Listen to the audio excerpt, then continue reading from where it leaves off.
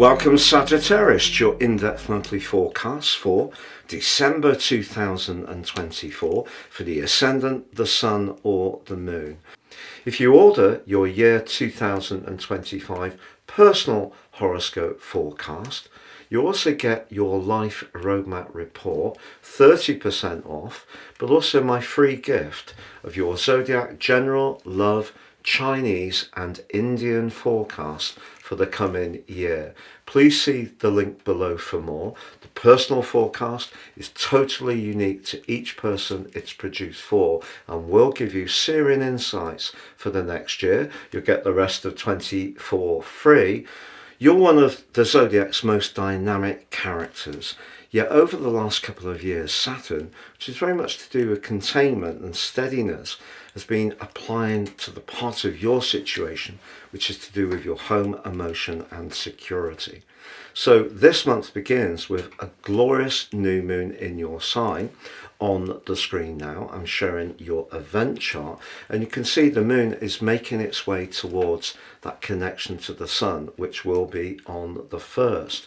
But Saturn is in a broad right angle to that new moon. New moons are a fantastic opportunity to glow up, to demonstrate to people just how dynamic and dazzling we can be. If there is something new and fresh you want to start, you could do so, but also be mindful of the position of Mercury. Mercury's in a retrograde in your sign, suggesting that even if there are some ongoing strands that you're feeling uplifted by, just be conscious that they may require some modification along the way. But because Jupiter, your ruler, is in an opposition to Mercury, so we have two planets in locations where they're detrimented, both in retrograde, one of the things you don't want to do is overpromise and under-deliver. So this is where Saturn can really be very protective. So whether it's a new relationship, a job, an interest, a hobby you want to showcase, anything where you really want to demonstrate your flair and creativity, just factor in a little bit of protective caution. It may not be your natural way of approaching things, but this is what Saturn has been teaching you since March 2023. But what about that retrograde at the start of this month? Might it be that you're rethinking something that was seeming to take a giant step forwards? Well, if that happens, do be philosophical about it, because when you end up at your destination, it's not really how you got there that's going to count, because sometimes circumstances change which inform our decision making. So just go with it. You can be extremely good at being a flexible person, and that part of your nature can certainly be an asset at the start of this month. But I also want to make you mindful of the position of Mars. Now Mars is going to slam on the brakes on the 6th, but it starts this month in a vibrant angle to the moon in your sign, but also the North Node in the sign of Aries. So we have a grand fire trine. If ever there was a time to demonstrate your passion and enthusiasm, it's certainly now, as long as you're aware of Mercury's opposition to Jupiter and with both of them in retrograde. And of course Jupiter's in the part of your situation to do with relationships, but relationships can take many forms, whether it's with our friends, colleagues, family members, neighbours, or perhaps in a more personal context.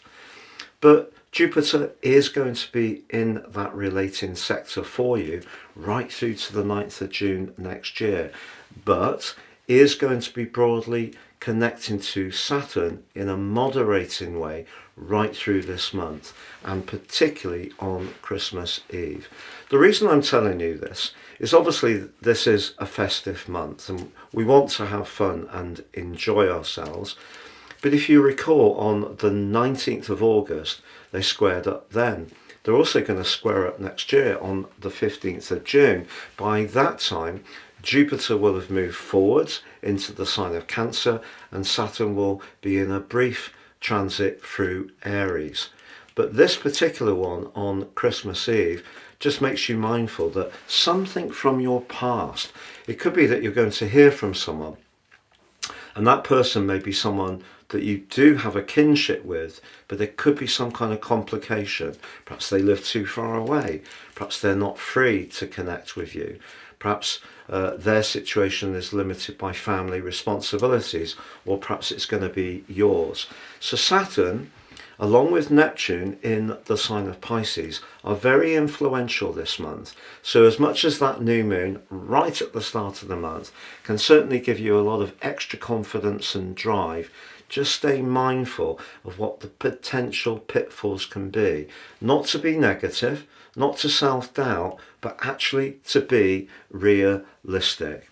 Now on the 6th, there is a glorious event. It's a cazimi, a Mercury cazimi. This is when the retreating Mercury meets the advancing Sun. It's an inferior conjunction because Mercury's in retrograde through to mid-month, but it does give you a chance to rethink something or be flexible. You have a gift for being mutable, and that ability to just shift is actually a real asset, but you could see something in a completely fresh way on that day. But what about the Mars retrograde? This occurs every 2 years, and this year Mars is going to start off, as it is now, in the sign of Leo for 9 weeks. It's going to come back into Leo on the 18th of April, because on the 6th of January, Mars will invert back into the passionate 8th house for you. But the 9th house can be about adventure, very much in keeping with the energies of your sign, can be about independence, freedom, but critically about travel. But Mars, of course, can be a very impatient influence. So you could find that something that's very important to you that gets primed up at the start of this month could slow down a little bit, or you may find that your philosophies or viewpoints could come into conflict with someone else's, particularly from the middle and towards the end of this month. But I will share more about that shortly. But if you have felt at times since the start of July a little bit overwhelmed or underpowered, or even very emotional, it may be because of Neptune's retrograde. Neptune goes forwards after 42% of the year in a rewind, and as it does, I feel this can help to ease things a little bit, but clarity is still going to be at a premium, even through the 3rd week of this month. But the great thing that you have on the 7th is that Venus moves into the part of your situation which is to do with how you think, but also how you express your ideas. But as she does, she applies to Pluto. You could find yourself having a very intense conversation, but it could be one that's heartfelt. Sometimes I think people can perceive Sagittarian people as being so invested in their need for freedom and space that it's difficult for them to really focus on one particular person.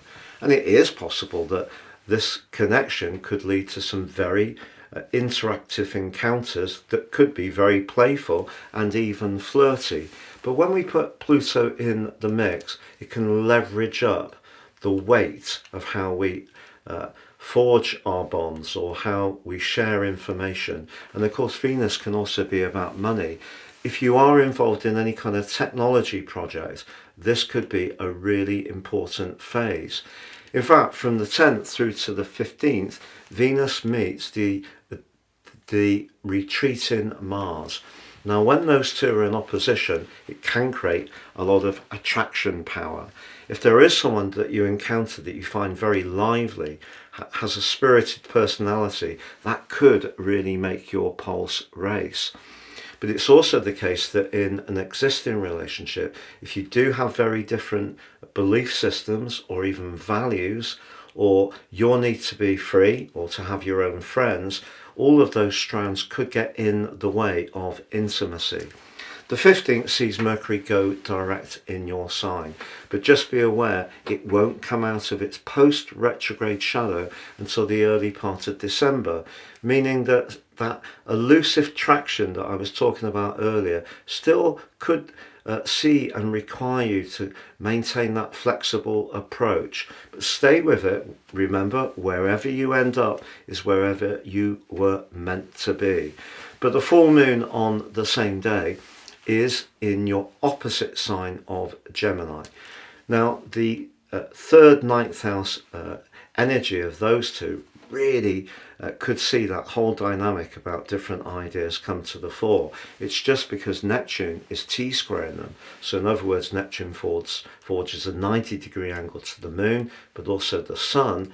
That means there could be some sensitivity, or your uncertainties about where you stand within yourself, about how you feel about someone, could come up and you could feel very sensitive. However, on the 21st, the sun moves into Capricorn, ushering in cardinal quadrant 4. Western tropical astrology is predicated on the seasons.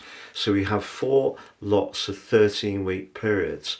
Now for you, right through to the spring equinox on the 20th of March, what you're going to be searching for is building up the foundations of your world and making sure that your financial picture is really stable.